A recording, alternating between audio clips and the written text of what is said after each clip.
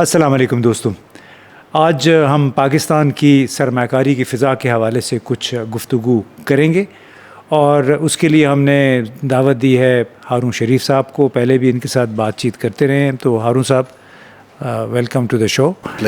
تو ہارون صاحب board of investment میں بھی تھے، کنسلٹنٹ ہیں، سعودی عرب کے ساتھ بھی کام کر رہے ہیں، چینی کمپنیوں کو بھی ایڈوائز کرتے ہیں، اور بڑا پیشن ہے ان کا کہ پاکستان میں سرمایہ کاری ہو۔ لیکن ان کے ساتھ گفتگو سے پہلے آپ یہ ہمارے وزیر خزانہ محمد اورنگزیب صاحب کا ایک بیان تھا پوسٹ بجٹ پریس کانفرنس کے دوران، ان سے پوچھا یہ گیا تھا کہ ایس آئی ایف سی اور بورڈ آف انویسٹمنٹ کی موجودگی میں پاکستان میں غیر ملکی سرمایہ کاری کتنی آئی ہے اور یہ کہ کیوں نہیں آ رہی ہے، تو مختصر سا ان کا جواب تھا، یہ آپ سن لیجئے۔ یو آئی اور ایس آئی ایف سی کا تعلق ہے، اس میں صرف یہ تھا کہ جو اس وقت ہے اس میں ڈپلیکیشن نظر آ رہی ہے کہ بوتھ انویسٹمنٹ اینڈ فیسیلیٹیشن، یہ دونوں ہی مقاصد ہیں دونوں اداروں کے لیے۔ تو بہتر یہی ہے کہ کیونکہ ان کا جو ایک سیکرٹری تو ایک کر دیا گیا، لیکن بہتر یہی ہے کہ for the foreign investors it's best that they use and they work with one window. تو اس لیے اس کے یہ اس وقت جو ہے وہ اس کا پروسیس جاری ہے۔ اس کا پرائم منسٹر صاحب اصولی فیصلہ کر چکے ہیں کہ ہم نے ان کو مرج کرنا ہے۔ اب اس کا جو پروسیس ہے وہ اب اس کو آگے کیسے لے کے جانا ہے، دیٹ از دا تھنگ۔ دیکھیں، جہاں تک یہ بات ہے نا کہ جی کتنی انویسٹمنٹ آئی کتنی نہیں آئی، اس دن بھی میں نے ذکر کیا کہ کون کون سی کمپنیاں جو ہیں، جب اکنامک سروے کے وقت تھے، کون کون سی کمپنیاں جو یہاں اس ملک میں آئی ہیں ان دا لاسٹ ایئر اور 2 years۔ دیکھیں، کسی بھی ویدر از لوکل انویسٹرز اور as foreign investors, they are all looking for, یہ بار بار میں یہ کہتا ہوں کہ کل بھی میں نے کہا کہ معاشی استحکام کوئی منزل نہیں ہوتی، اور اس لیے میں نے کہا کہ معاشی استحکام یا macro stability is basic hygiene, it's as simple as that, کہ اب جو اس ملک میں ایف ایکس ریزروز ہیں، جو اس ملک کا انٹرسٹ ریٹ ہے، جو اس ملک کی فورن ایکسچینج ہے، اس ملک میں جو پالیسی کنسسٹنسی ہے، یہ ساری چیزیں ہوں گی تو پہلے لوکل انویسٹر آئے گا، اس کے بعد فورن انویسٹر آئے گا۔ دیکھیں، یہ جو ابھی عطا طارر صاحب نے ذکر کیا ہم 22-23 کی جرنی سے، وہ سمجھنا ضروری ہے۔ میں اس وقت پرائیویٹ سیکٹر میں تھا، جب لوگوں کی ڈیویڈنڈ ریپیٹریشنز رک جائیں، جب ان کے پروفٹس جو آپ یہاں کما رہے ہیں ان کو کہا جائے کہ 2 سال کے لیے آپ واپس نہیں لے کر جا سکتے، یہ آہستہ آہستہ اعتماد بحال ہوتا ہے۔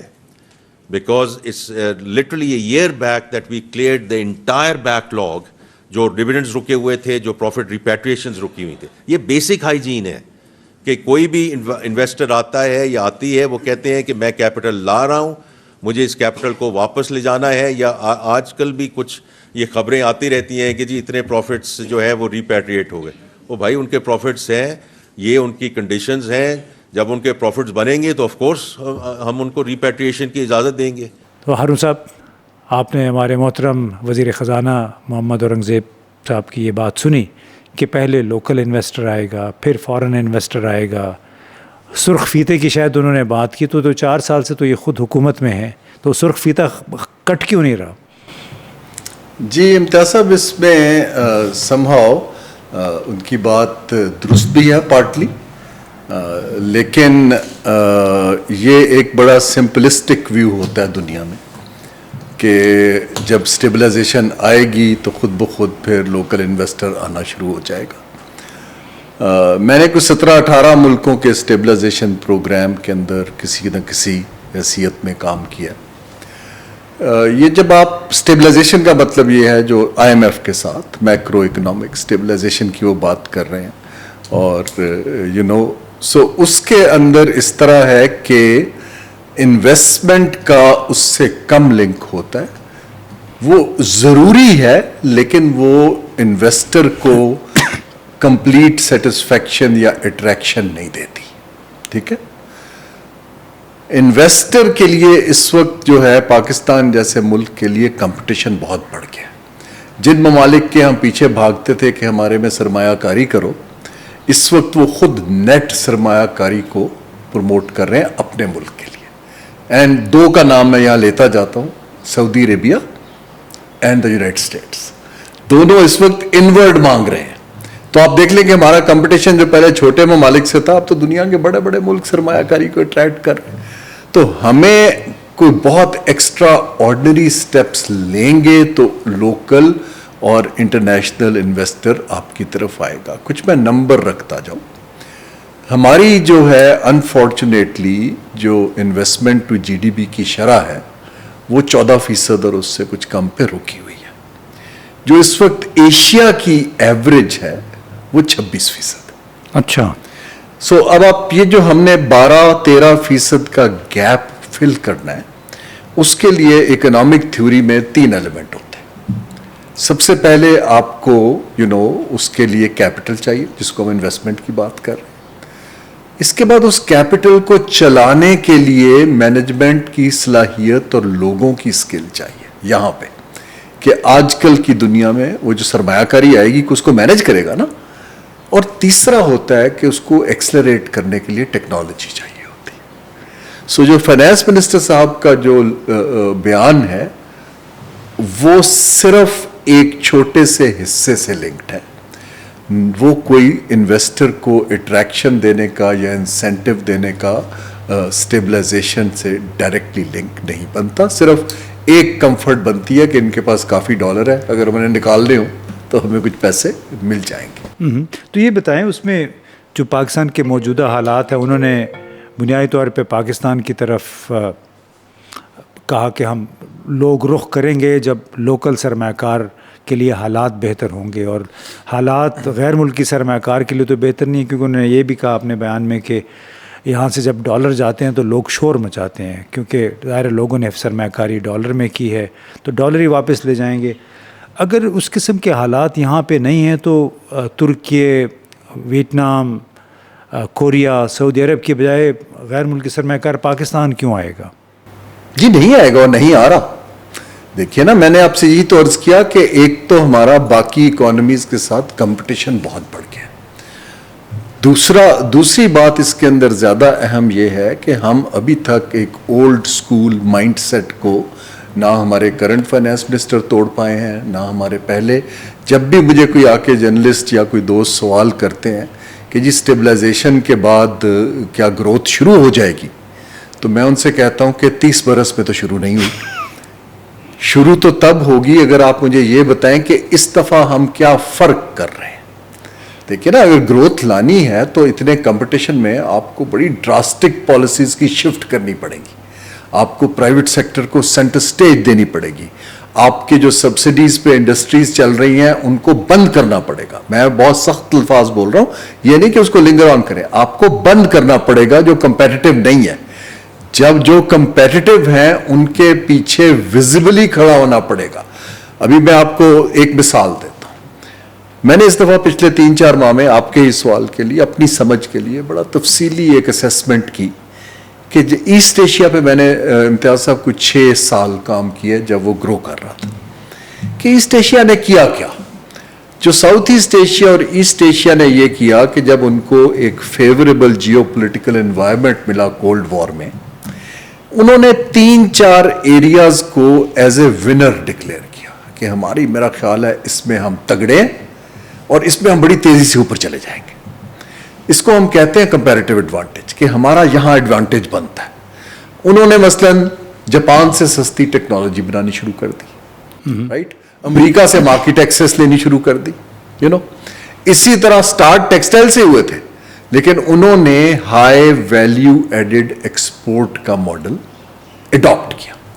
फिर वो विनर के पीछे खड़े हो गई सरकार कि जी तुम्हें क्या चाहिए, हम तुम्हें ग्लोबली कंपेटिटिव रखने के लिए तुम्हें लोन भी देंगे, जमीन भी देंगे, कानून भी चेंज करेंगे, टैरिफ को भी सही करेंगे, टैक्स भी ठीक करके देंगे, लेकिन इन रिटर्न आपने हमें यहां से यहां लेकर। So it's a two way deal जो उन्होंने साइन की। इसमें एक प्रोफेसर हाउसमैन है हार्वर्ड के, उनके बड़ी डिटेल्ड पेपर्स हैं, पिकिंग विनर्स। वो ये कहते हैं कि डेवलपिंग कंट्री सारे काम नहीं कर सकता। आप 2 या 3 तगड़े एरियाज को पिक करें and let others die, like उनकी सपोर्ट छोड़ दें, वो खुद ही बंद हो जाएंगे। پھر آپ آگے چل پائیں گے. تو یہاں میں نے دیکھا کہ ہماری جو ایکسپورٹ ہے امتیاز صاحب، اس کے اندر تقریباً 51% چند کمپنیاں ہیں جو ویلیو ایڈڈ ٹیکسٹائل کی ایکسپورٹ کر رہی ہیں. ٹی شرٹس بناتی ہیں، گارمنٹس بناتی ہیں، سیالکوٹ والے سپورٹس گڈز بناتے ہیں. اگر سیالکوٹ کو بھی ایڈ کر لوں تو تقریباً 62% ایکسپورٹ یہ کوئی 30-35 کمپنیاں کر رہی ہیں. میں نے اپنے آپ سے سوال کیا کہ اگر صرف 30-35 لوگ پاکستان کی ایکسپورٹ چلا رہے ہیں تو ہم ان کی انویسٹمنٹ ڈبل کیوں نہیں کر سکتے ایکسپینشن کے لیے؟ دیکھیے نا، وہ تو یہاں بیٹھے ہیں اور کما بھی رہے ہیں. سو میں نے ان سب سے بات چیت کرنی شروع کی. مجھے جو پہلی بات نظر آئی اس کے اندر کہ ہم جتنی کمپنیاں جو زیادہ پیسے کما رہی ہیں، ایک تو ان کو شک کی نظر سے دیکھا جاتا ہے کہ جی یہ پیسے کما رہے ہیں، ضرور کوئی گڑبڑ کر رہے ہیں.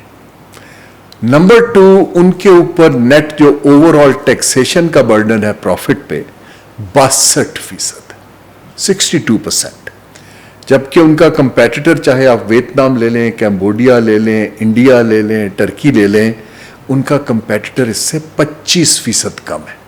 اچھا. انہوں نے میرے سے یہ سوال کیا کہ جی میں اپنی فیکٹری کی ایکسپینشن کسی تیسرے ملک میں کیوں نہ کروں جہاں پر میرا کمپیریٹیو ایڈوانٹیج بنتا ہے.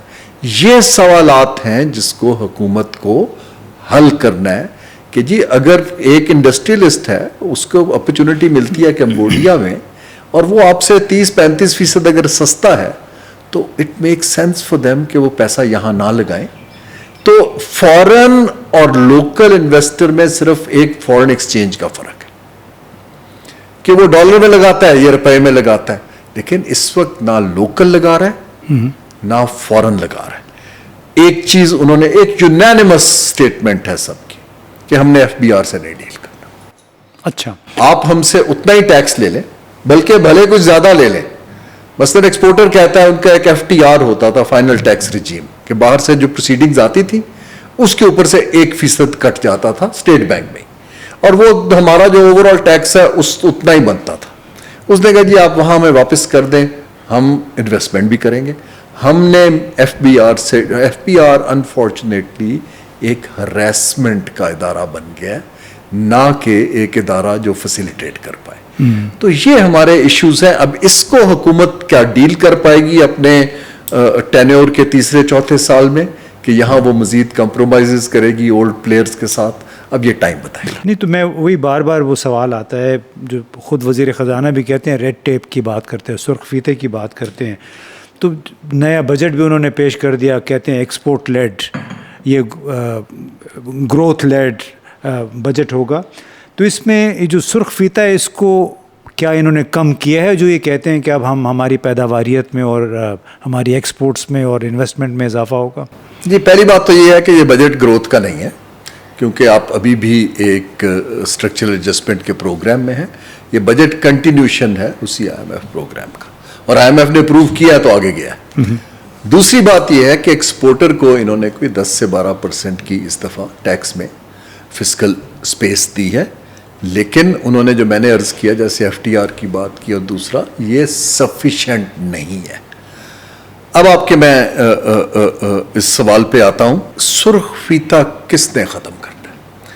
مجھے بڑا تعجب ہوتا ہے جب وزراء آ کے کہتے ہیں کہ سرخ فیتے کی وجہ سے یہ بات نہیں ہو رہی. بھائی سرخ فیتا تو آپ ہیں، دیکھیں نا. تو آپ بیسیکلی کہہ رہے ہیں کہ ہماری وجہ سے کام نہیں ہو رہا.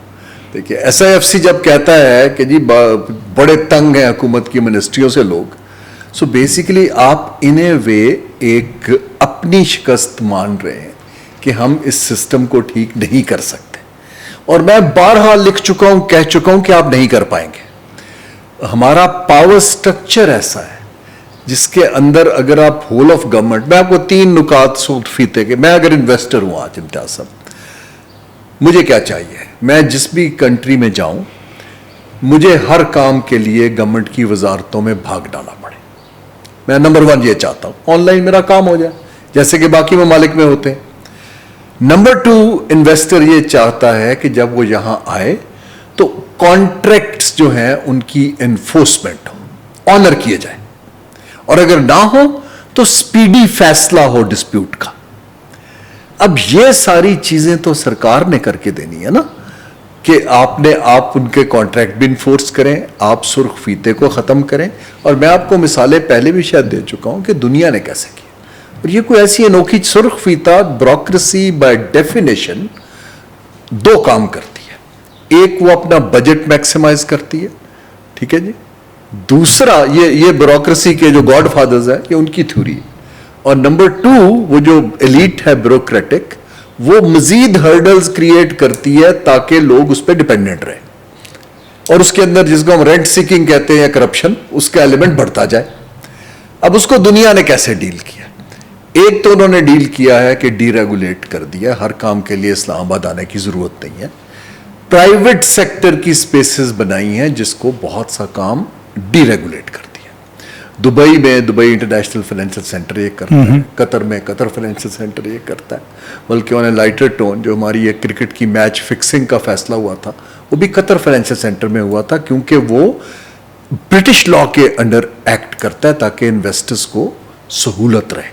کہ آپ کا ڈسپیوٹ ہوگا, شک کی نظر سے نہیں دیکھتے, سہولت کاری کرتا ہے. آپ کا ڈسپیوٹ ہوگا تو انٹرنیشنل لا ریزالو کرے گا, نہ کہ آپ ہماری کورٹس میں دھکے کھائیں گے. سو ہمیں 3 کام ہیں. ہمیں پہلے آئیڈینٹیفائی کرنا ہے کہ کون سے, دیکھیں ساری انویسٹمنٹ پاکستان کے لیے اچھی نہیں ہے. ہمیں ایک خاص طرح کی انویسٹمنٹ چاہیے. ہمیں اگر کوئی آ کے یہاں ریسٹورینٹس کی چین لا رہا ہے, ٹھیک ہے, اور کل کو وہ یہاں سے کما کے باہر لے جا رہا ہے, perhaps not a great idea.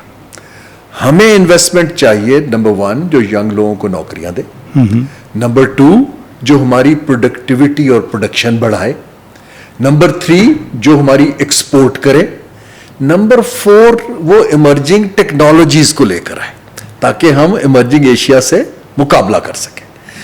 ہمیں ان لائنز کے اوپر 3 یا 4 ایریاز کو فائنل کر کے, جیسے میں نے آپ کو ویلیو ایڈڈ ٹیکسٹائل کی بات کی, سپورٹ سیکٹر کی بات کی, ویلیو ایڈڈ جو ہمارا ایگریکلچر سیکٹر ہو سکتا ہے, فوڈ سیکورٹی کا, اور آئی ٹی ہو سکتا ہے. اچھا ٹھیک ہے آپ, لیکن میں کلوزنگ میں یہ جب آپ آئیڈینٹیفائی کر لیں, پھر جو میں نے 4 باتیں بتائی ہیں ان کو بیوروکریسی سے انسولیٹ کر دیں. جیسے ایف بی آر سے نہیں ملنا چاہتا, میں honestly with due respect to my bureaucratic friends, ان کو کوئی نہیں ملنا چاہتا. بیوروکریسی سے انسولیٹ کر کے ایک انڈیپینڈنٹ پروفیشنل سپیس کو وہ ڈیلیگیٹ کر دیں کہ جی آپ نے ان کو فیسیلیٹیٹ کرنا ہے, اور پرائم منسٹر پیچھے کھڑا ہے, آپ سے کل کو کچھ نہیں پوچھا جائے گا as long as you are delivering. پھر وہ کانفیڈنس بلڈ ہونا شروع ہوتا ہے. اس سسٹم میں کانفیڈنس بلڈ کرنا بڑا مشکل ہے. ہاں, لیکن جہاں پہ آپ کو سرمایہ کار کو 40-50 NOC چاہیے ہوتے ہیں, پھر آپ FBR کے پاس جاتے ہیں, تو کیا FBR ایک ایسا شکنجہ ہے کہ جس نے موجودہ سرمایہ کار کو, موجودہ بزنس مین کو اور مستقبل کے باہر کے سرمایہ کار کو بس اپنے ایک شکنجے میں جکڑا ہوا ہے کہ ادھر ہل جل کوئی نہیں سکتا؟ امتیاز صاحب, میں تو یہ کام کرتا رہا ہوں. ایسے لائسنس چاہیے اور NOC چاہیے کہ آنیسٹلی بندے کا دل کرتا ہے کہ اپنا کہاں پر سر پھوڑے. آپ نے اگر ایک فارمیسی کی دکان کھولنی ہے پاکستان میں تو آپ کو 16 NOC چاہیے صرف فارمیسی کے لیے, فارمیسی کی دکان کھولنے کو. اور اس کے اندر ایک عجیب و غریب شرط ہے کہ ان میرڈ وومن جو ہے وہ فارمیسی نہیں چلا سکتی. اچھا, بڑا انکشاف کیا آپ نے, کہاں سے آیا ہے. سو بیوروکریسی نے پتہ نہیں کیا کیا ڈالا ہوا ہے. All I'm trying to say here is کہ 40 نہ صرف NOC چاہیے, لیکن وہ NOC لینے کے لیے ہر ایک کی کاسٹ ہے, وقت کی بھی اور پیسہ بھی چلتا ہے. تو ایک ویسٹڈ انٹرسٹ ہے جس کا فائدہ ہے کہ جتنا زیادہ ہرڈلز ڈالو اتنا ان کا ذاتی مفاد بہتر ہوتا ہے. آپ کو یہ کلچر صرف ہماری رولنگ ایلیٹ توڑ سکتی ہے. یورپ کے اندر کارنیگیز نے, کارلائل نے, سب نے رینیسا میں بیٹھ کے فیصلہ کیا تھا کہ بزنس ایز یوزول نہیں چلے گا, ہم نے بدلنا ہے. ہماری ایلیٹ کی اتنا بڑا کمفرٹ زون ہے کہ مجھے نہیں دکھتا کہ وہ کچھ تبدیلی کے موڈ میں دکھائی دے. لیکن سب کو معلوم ہے کہ صورتحال کتنی گھمبیر ہے, یا ملک کے اندر پیسہ نہیں آتا ہے, وزیر خزانہ پرائیویٹ سیکٹر سے ہیں, اس کے باوجود یہ جو اس کا شکنجہ ہے اس کو توڑنے میں کیوں ناکام رہے ہیں؟ میں آپ کو بالکل سمپل دیکھیں، یہ اس میں سمپل سی بات ہے. لوگ کہتے ہیں کہ پولیٹیکل ول نہیں ہے. میں آپ کو اگزامپل دیتا ہوں. جب انہوں نے کانسٹیٹیوشن چینج کرنا ہوتا ہے 1 ماہ کے اندر چینج ہو جاتا ہے. کتنی بڑی چیز ہے. دیکھیے نا، کوئی وائٹ پیپر نہیں لکھا جاتا، کوئی میرے آپ سے ڈیبیٹ نہیں ہوتی. ایک دن ہمیں بتایا جاتا ہے کہ اگست 2025 میں 1 ہفتے کے اندر 55 نئے قوانین آئے تھے. سو یہ کہنا کہ نہیں ہو سکتا، آئی تھنک یہ قطعاً غلط ہے. اگر یہ ساری کولیشن کی پارٹیاں کانسٹیٹیوشن بدل سکتی ہیں تو 1 ہفتے میں، تو 10 دن میں آپ کا خیال ہے انویسٹمنٹ کلائمیٹ کے لیے چینجز نہیں لا سکتے؟ سوال یہ ہے کہ اس وقت کسی کا بھی اتنا زیادہ ایک نیٹ ورکس بنے ہوئے ہیں ویسٹڈ انٹرسٹ کے، جو اس کو توڑنا ہی نہیں چاہتا. اس کو توڑنے کے لیے کسی نہ کسی کو کھڑے ہو کے برا بننا پڑے گا. وہ کون ہوگا؟ وہ مجھے کرنٹ ڈسپنسیشن میں کوئی بھی نہیں. جن لوگوں نے موجودہ حکومت کو بنانے میں بہت بڑا سہارا دیا ہوا ہے، کیا وہ لوگ کبھی کریں گے؟ ویسے تو بہت حب الوطنی کی بات ہے، وہاں پہ سمجھ نہیں ہے. وہاں میں ان کو سمجھ کی بات کرتا ہوں. نہیں، لیکن سمجھ اگر ہو بھی تو ان کا بھی تو بڑا آرکیٹیکچر بڑا زبردست ہے. مراعات کا اس کو ٹیبل پہ تو کرنٹ جو گورننس سٹرکچر ہے اکنامک مینجمنٹ کا، ٹیبل پہ تو وہ رکھے گا نا. وہ تو ٹیبل پہ نہیں آتا. جو میں اور آپ بات کر رہے ہیں ایک ایجنڈا ہے. دیکھیں، یہ کہہ دینا کہ سرخ فیتا ہے، it's far more complicated than that. آپ ایک ایجنڈا تو کولیشن پارٹیز کے اندر رکھیں to get the ball rolling. آپ دیکھیں نا، with due respect to my system, ہم کیا بیچ رہے ہیں؟ پہلے ہم 5-7 سال بیچتے رہے کہ جی یہ کنیکٹیوٹی ہوگی، سی پیک آئے گا تو گروتھ بھی ہو جائے گی اور سارے مسائل حل ہو جائیں گے. یہ بیچتے رہے نا. It's very simplistic, honestly speaking. This is somebody's political jargon جس کو سمجھ ہی نہیں ہے honestly. اس کے بعد اب کیا ہم بیچ رہے ہیں کہ جی ہمارا اگلے 15 سال میں پاکستان اڑان بھرے گا. My question is کہ آپ کو کرنٹ چیلنج کو ایڈریس کرنے کے لیے ٹیبل پہ ایک وائٹ پیپر رکھنا ہے. جن لوگوں کو سمجھ ہے ان سے بنوائیں. سیاستدانوں کو بیٹھ کے ایک جو پیج پہ لانا ہے.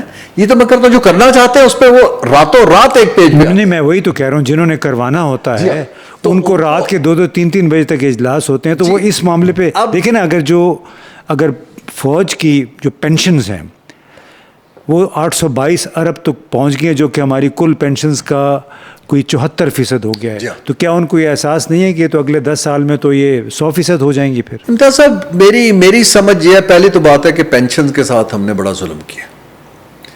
بائی لا پینشن یہ ہوتی ہے، کیونکہ امپلائی کا بھی کٹ رہا ہوتا ہے نا پینشن کا شیئر. آپ پروفیشنل پینشن فنڈز کریٹ کرتے ہیں، پینشن کو انویسٹ کیا جاتا ہے، وہ فنڈ ری پے کرتا ہے. ہم نے کوئی فنڈ کریٹ ہی نہیں کیا اور ہم بجٹ سے پے آف کرتے رہے. دیکھیں نا، پینشن کا پیسہ آیا، آپ نے بجٹ میں ڈال دیا، حالانکہ یہ امانت تھی. اس کو آپ نے ایک انڈیپینڈنٹ فنڈ میں انویسٹ کرنا تھا. اب پینشنز کا بل تنخواہوں کے بل سے بڑھ گیا، رائٹ؟